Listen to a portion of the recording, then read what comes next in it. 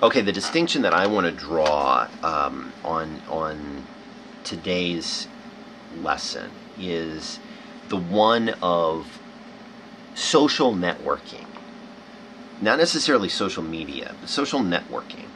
And from a coaching vernacular, what we want you to understand here at Total Coach Marketing, what we want you to understand about how this works can basically be put into, we think there are two categories of social networks. There are the closed ones and the open ones.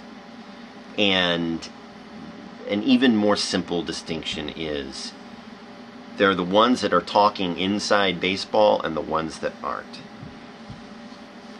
What do we mean by that? Well, I'll be simple and let's explain a little bit about. I've been in public relations circles for forever, and inside baseball is kind of this term that was thrown around in business meetings, not in baseball circle, in business meetings, as a way to explain when you're talking about things that are just too granularly focused and too narrowly focused and too lingo-oriented. Imagine a bunch of baseball guys, whether or not you're a baseball person, imagine a bunch of baseball guys or baseball gals sitting around talking about who's got a better road ERA, or whether or not 500 home runs is the new barometer by which players should be judged. Imagine that. Now, you're of one of two camps. I know this because everybody on this call falls into one of two camps, or everybody listening to this video falls into one of two camps. You either knew what I was talking about or you don't. And that's the problem with a lot of the social networks. Again, we're talking about social networks like LinkedIn and the like. A lot of ones on Ning that are coach specific. From a marketing standpoint, it is phenomenal. It is phenomenal to connect with others who are like-minded. It's phenomenal to connect with others in the same profession as you, to learn from each other, to understand what each other is having to cope with during business circles and what's happening with your clients and all that sort of stuff. That's inside baseball. And it's not marketing. Okay? Again, it's not marketing. Marketing is where you take the inside baseball approach and you throw it out the window. Unless you're selling baseball statistical solutions. We're not, okay? What you want to do in social networking, when you come up with your social networking strategy, is not find a bunch of coaches and connect with them in social networks for marketing purposes. You can do that for professional enrichment purposes, but that's going to happen based on the affiliations that you get, right? You join, you get certified, you become part of a group, you're part of that inside baseball club. Network with those people about problems you're having and client issues and all that. But when you're marketing through social networks, this is the time to look for people that you want to sell things to. You want to sell solutions to. This is one of the biggest areas where coaches fail to make the distinction between good time and bad time spent social networking. You can remove social and you can just put networking out there. Don't start networking with other people that you are going to be competing with for clients for any purpose that's related to marketing. You can network again to build your professional acumen and your understanding of what's going on in the coaching profession. That's fine.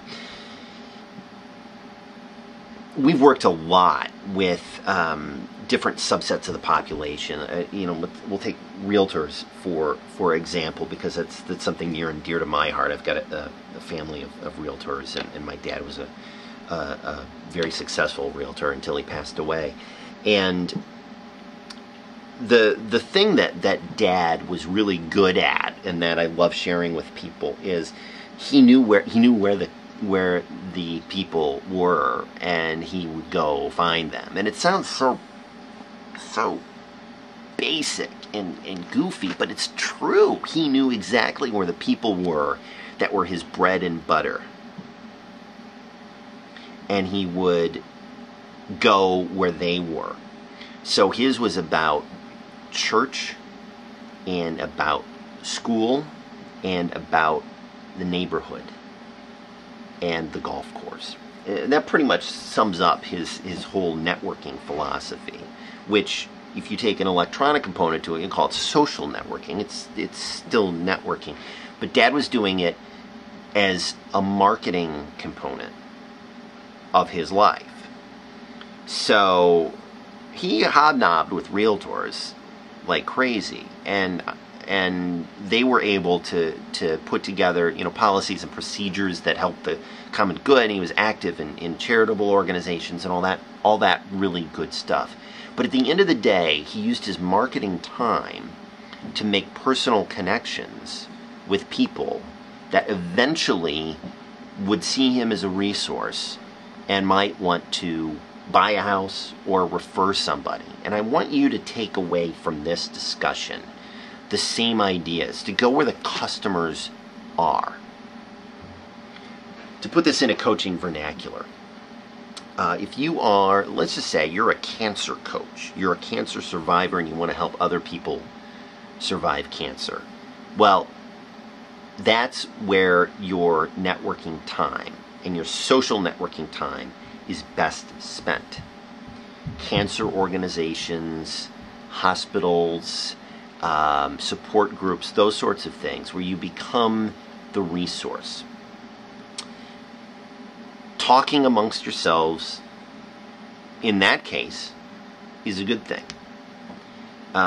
Because you've got all of these people with a common thread, the thread being cancer has touched them somehow, and there, voila, is your niche. Well, you might be the only person in that circle that is known as a coach. So then all you got to do is create the it's not a perception, it's reality, that you're the one who can help them fight this the best possible way. But come back to the point of inside baseball, and ask yourself the question the next time you've got a networking opportunity, on or offline. If it's a social networking opportunity, is this going to be inside baseball? Are you going to be talking about baseball with other baseball people? That might do you some good socially, but from a networking standpoint, it's not going to do your practice a heck of a lot of good. If you sell to moms, find the moms. If you sell to fitness people, find the fitness people. Find out where they are. Simple, but it's a concept that a lot of people miss. It's a concept that a lot of people just don't think about that well. And I really encourage you to take away that fact. Define your target market and start networking with them. Don't start networking with people who are like you, doing what you're doing. Start networking with people you would want to sell something to. There's no greater lesson in social networking, no greater lesson to be learned than to find your target audience and start talking to them.